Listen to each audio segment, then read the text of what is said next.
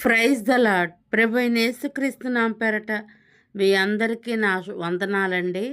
ఈరోజు బైబిల్ స్టడీలో మనం నేర్చుకోబోతున్న అధ్యాయము కీర్తనలు 148 అధ్యాయము మనం చదువుకుందాం. యెహోవాను స్తుతించుడి, ఆకాశవాసులారా యెహోవాను స్తుతించుడి, ఉన్నత స్థలముల నివాసులారా ఆయనను స్తుతించుడి. ఆయన దూతల్లారా మీరందరూ ఆయనను స్తుతించుడి. ఆయన సైన్యములారా మీరందరూ ఆయనను స్తుతించుడి. సూర్య చంద్రులారా ఆయనను స్తుతించుడి. క్రాంతిగల నక్షత్రములారా మీరందరూ ఆయనను స్తుతించుడి. పరమ ఆకాశములారా ఆకాశంపై నున్న జలములారా ఆయనను స్తుతించుడి. పరమ ఆకాశములారా ఆకాశం పైనున్న జలములారా ఆయనను స్తుతించుడి.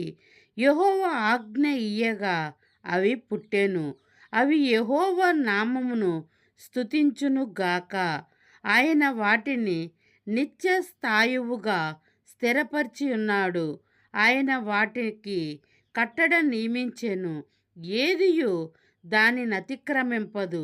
భూమి మీద నున్న మకరములారా అగాధ జలములారా యెహోవాను స్తుతించుడి.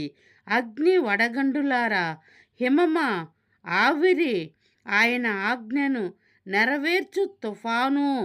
పర్వతములారా సమస్తమైన గుట్టల్లారా ఫలవృక్షములారా సమస్తమైన దేవదారు వృక్షములారా మృగములారా పశువులారా నేలను ప్రాకు జీవులారా రెక్కలతో ఎగురు పక్షులారా భూరాజులారా సమస్తము ప్రజలారా భూమి మీదనున్న అధిపతులారా సమస్త న్యాయాధిపతులారా యెహోవాను స్తుతించుడి.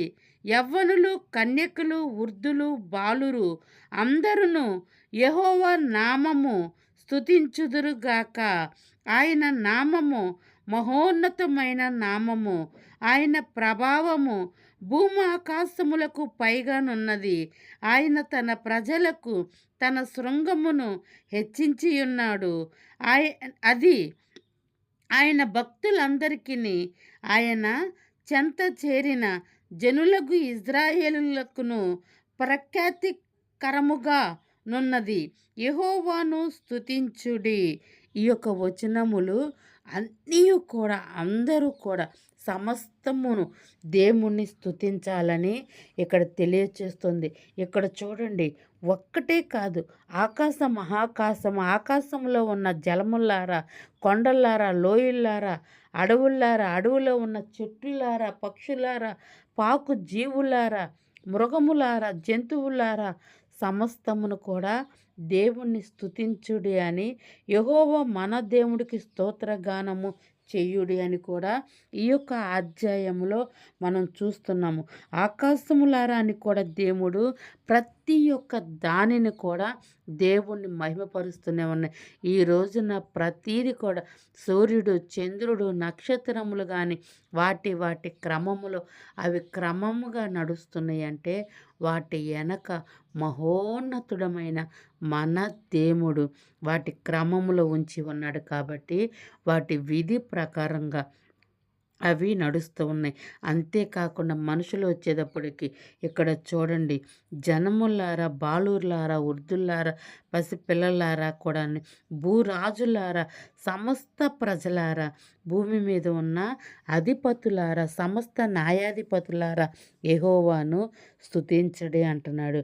యవ్వనులు కన్యకులు వృద్ధులు బాలురు అందరూ కూడా దేవుణ్ణి స్తుతించి మహిమపరచమని ఇక్కడ దేవుడు వాగ్దానము చేస్తూ ఉన్నాడు. ఆయన నామం అంట మహోన్నతమైన నామం అంట, ఆయన ప్రభావం అంట భూమి ఆకాశములకు పైగా ఉన్నదంట. నీ ఎడల నా ఎడల ఆయన కృప అంత అధికముగా ఉన్నదన్నమాట. ఏమిచ్చి మనము దేవుని రుణం తీర్చగలం? ఆయన త్యాగము ఎంత గొప్పది! నీ పాపముల కొరకు, నా పాపముల కొరకు ఆయన కల్వరిలా త్యాగము చేయకపోతే నీకు, నాకు క్షమాపణ అన్నది లేదన్నమాట. అంతేకాకుండా ఆయన రక్తము ద్వారా మనకి క్షమాపణ, ఆయన తిన్న దెబ్బల వల్ల మనకు స్వస్థత. అంతేకాకుండా ఆయన యొక్క పునరుద్ధానము వలన నీకు, నాకు నిత్య జీవమైంది. యెహోవా ఆజ్ఞ ఇయ్యగా అవి పుట్టెను అంట. అవి నోటి మాటతో ఇవి సమస్తమును, భూమి కలుగునుగాక, ఆకాశం కలుగునుగాక, చెట్లు కలుగునుగాక, పక్షులు కలుగునుగాక, జంతువులు ఆయన నోటి మాటతో సమస్తమును కూడా సృష్టించిన సృష్టికర్త అయి ఉన్నాడు. నిన్ను నన్ను మాత్రం ఆయన స్వహస్తాలతో స్వయంగా ఆయన చేతులతో నిర్మించుకొని ఉన్నాడు. నాస్తిక రంధ్రములో ఆయన ఆత్మను మనకు ఊది ఉన్నాడు. అర్థమైందా పిల్లలు?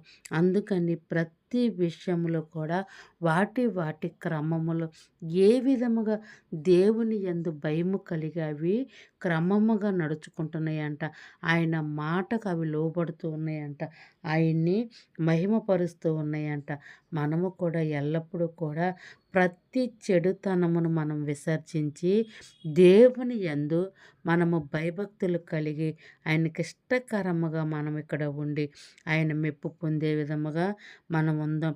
ఆయన తన ప్రజలకు ఒక శృంగమును హెచ్చించి ఉన్నాడు.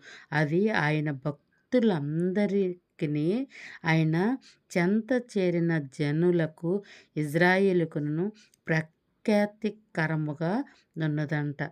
అర్థమైందా? ఆ నిత్య జీవము మనము ఎవ్వరము కూడా దానిని ఎన్నడూ కూడా దానిని మనము చేజార్చుకోవద్దు. ఎందుకంటే వాక్యము దేవుడు విరిచినప్పుడు అందరూ ఆయన్ని విడిచిపెట్టి వెళ్ళిపోయి ఉన్నారు. అపోస్తులు ఒక్కరు మాత్రమే అక్కడ నిలవబడి ఉన్నారు.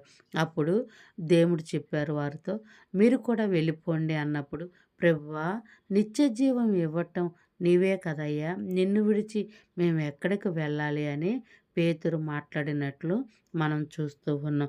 అదే ఇక్కడ ప్రఖ్యాతికరముగానున్నదంట. యెహోవాను స్తుతించుడి అంటున్నాడు.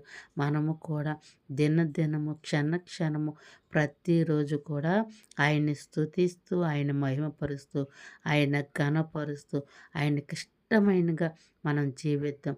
అర్థమైందా పిల్లలు? ఈ వచనాలు దాని భావం మీరు గ్రహించారా? గాడ్ బ్లెస్ యూ పిల్లలు. God bless you.